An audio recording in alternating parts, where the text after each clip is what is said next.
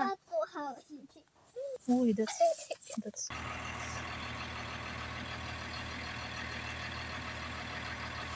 Так, что это? Дорожку можно закрывать.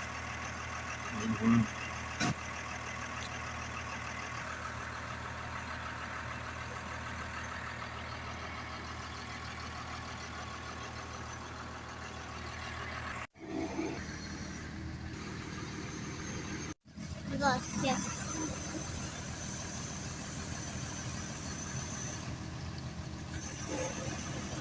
On already.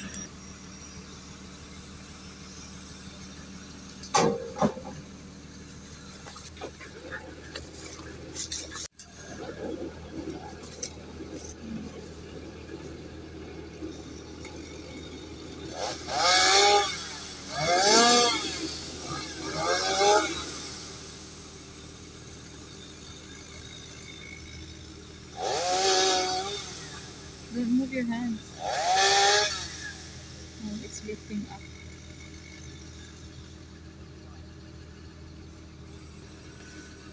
Так.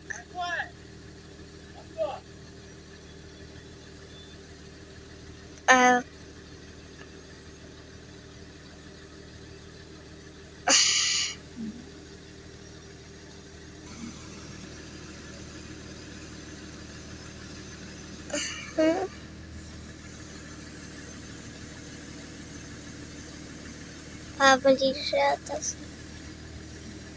Все?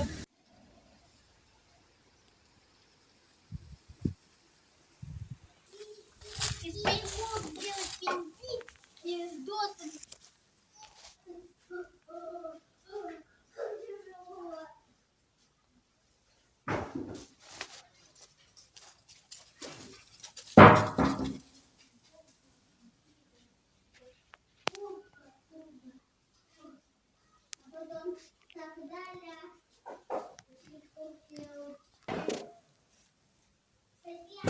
Надо сказать, мы можем сделать еще один качель, на котором можно качаться, на котором можно вдвоем качаться. Да. Вот тут большой глаз очень длинный.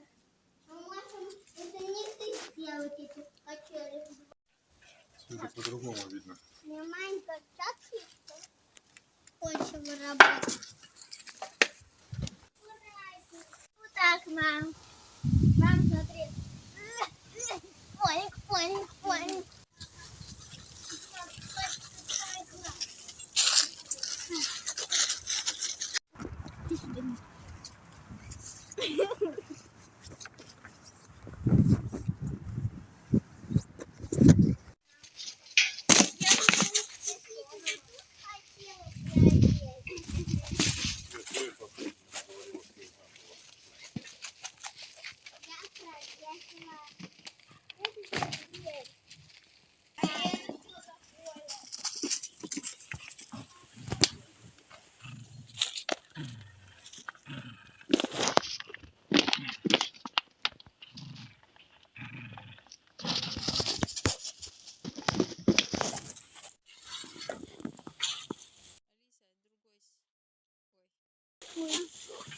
Мама, железо холодное. Конечно.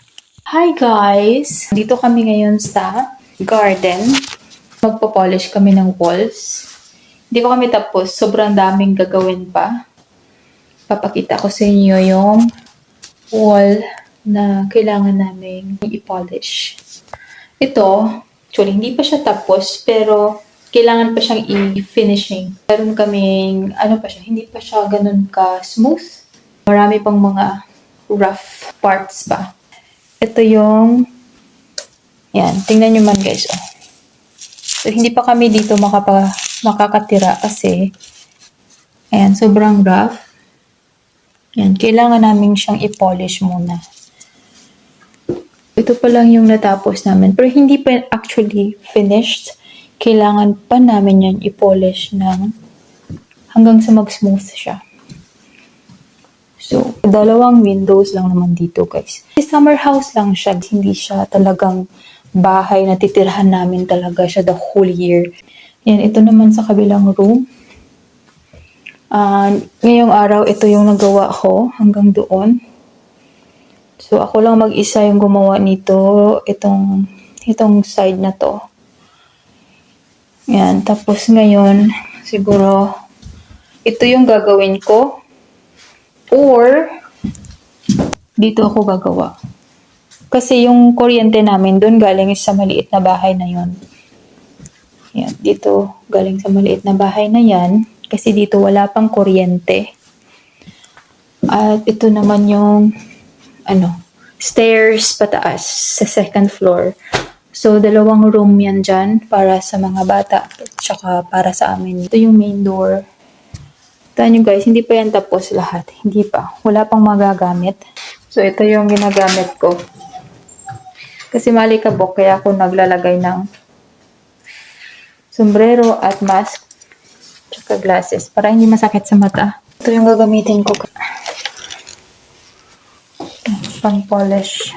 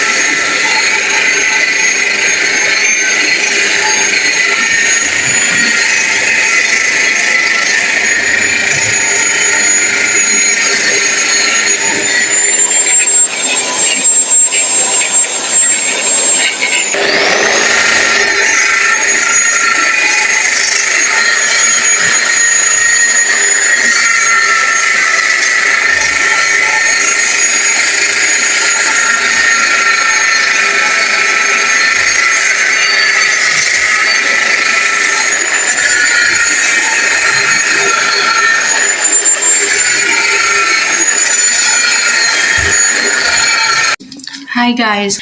Update ko lang kayo sa bahay na pinipinturahan namin. Ayun, yung pinagawa namin dito sa garden. Ito na yung kulay. Ayan siya guys. Ayan. Yan na yung kulay. Hindi naman ganun ka-dark. Pero yan na yung final looks niya. Yan ako, naglagay ako dito ng pang lock siya guys ang tawag. Ito yung ginagamit namin. Para sa floor, kung meron pa ba dito? Tira.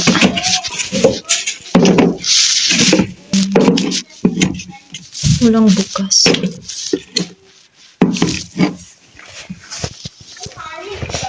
Tapos sa malaking room, ito naman siya guys.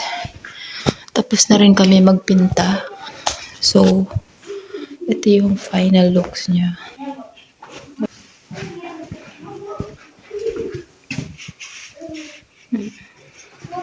Tapos ngayon, ito yung gagawin ko.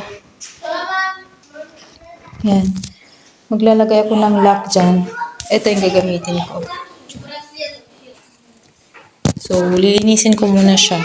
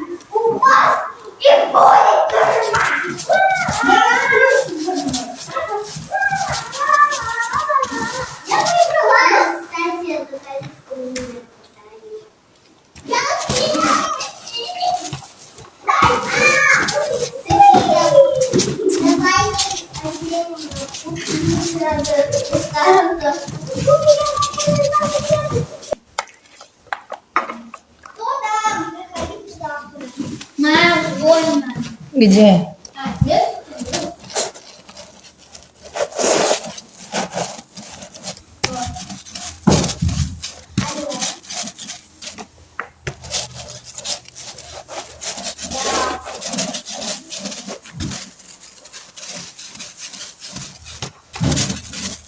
Yung room ng mga bata. Tapos mayroong ano dito guys, door. Attic siya para sa mga things.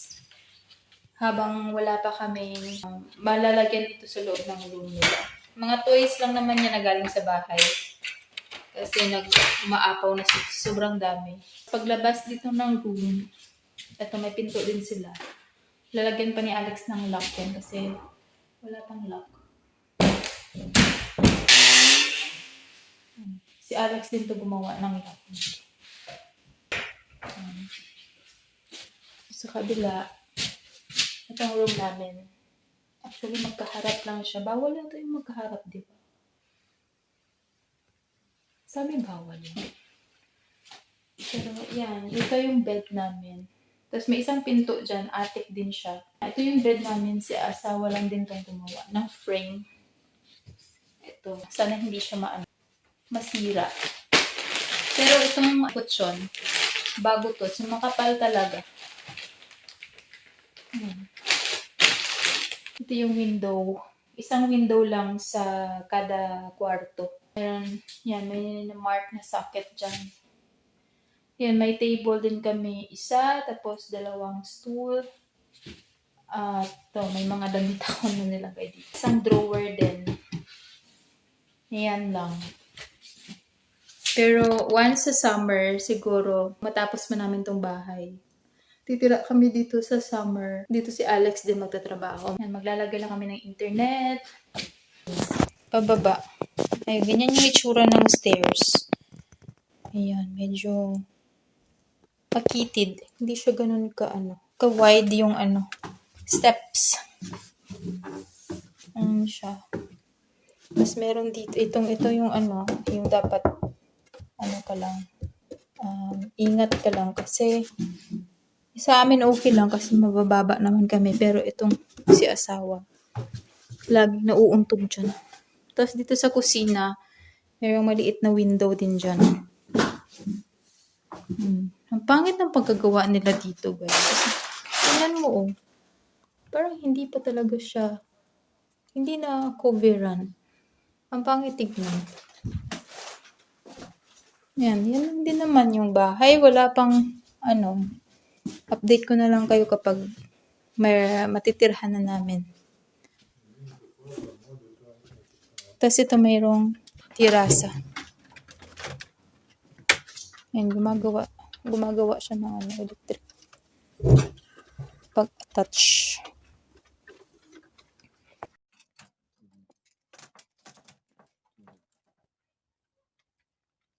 Ngayon, nag-a-attach kami ng cable wires para sa electricity.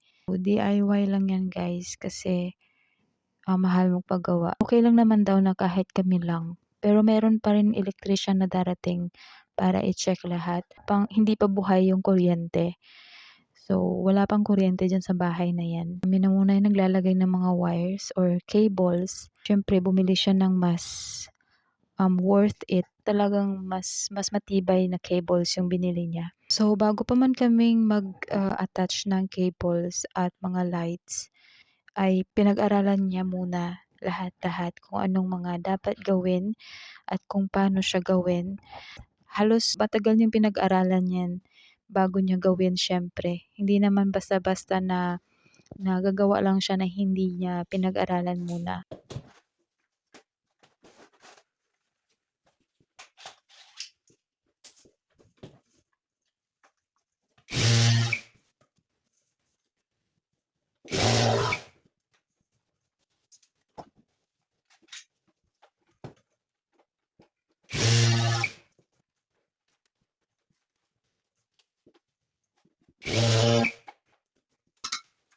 Meron kami tinatapos sa nagkasugat ako dito sa kamay. Itong windows sill. Ito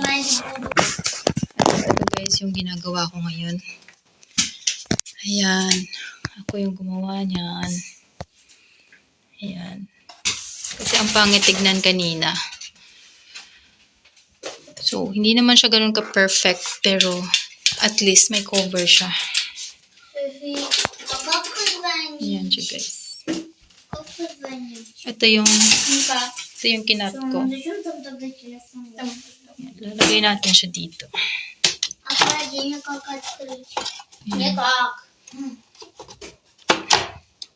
Give me the staple ka. Tapos ito yung ginagamit kong staple.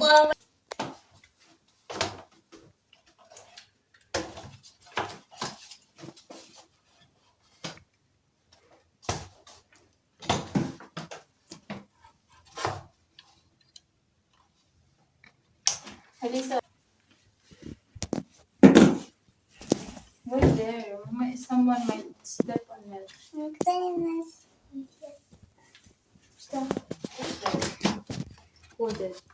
You push this one. So ngayon, ayan na siya guys. Tapos na. Nakatapos na ako ng isang window. Ayan na, di ba? Mayroon na siyang window sill. Tsaka frame. Hindi siya ganun ka-perfect. Diba? Hindi naman siya perfect tingnan talaga. Pero at least, nagawa ko.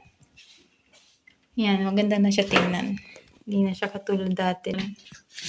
Move tayo. Continue tayo sa next window. Ito, window na to. Ayan. Naglagay ako ng clip dyan para hindi hindi sagabal or hindi siya magulo sa sa face. So, dito sa bahay, madami pa kaming gagawin. Sobrang dami pa. Dami pa mga dapat gawin. Nagawa tong bahay na to since 2023. Pero, hindi pa talaga siya tapos. Yung bahay, nag-start 2023. Pero yung mga ganyang ceiling, tapos yung taas, 2024 last year lang. Hindi siya tuloy-tuloy kasi mahirap din sa bulsa. Unti-unti lang.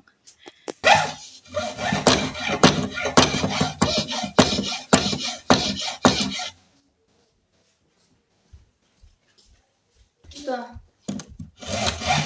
Gumagawa ako ng frame. Frame ng window. Kasi tingnan nyo. Ayan siya guys. Hindi siya tapos, diba? So, kailangan ko siyang takpan dito. Tapos, lagayan ko ng ganito.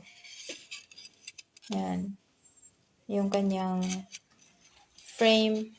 Kasi hindi siya tapos. Pangit naman tignan kapag hindi mo siya lalagyan ng frame. Lagyan ng takip dito. Diba? Yan, nagkasugat pa ako. Lahat ng windows dito sa baba, ganyan ang hitsura. Hindi pa siya tapos, pati yung yung door. 'Di ba? Dapat mayroong ano siya. Maganda naman tignan. And ayan din. Itong door dito papasok.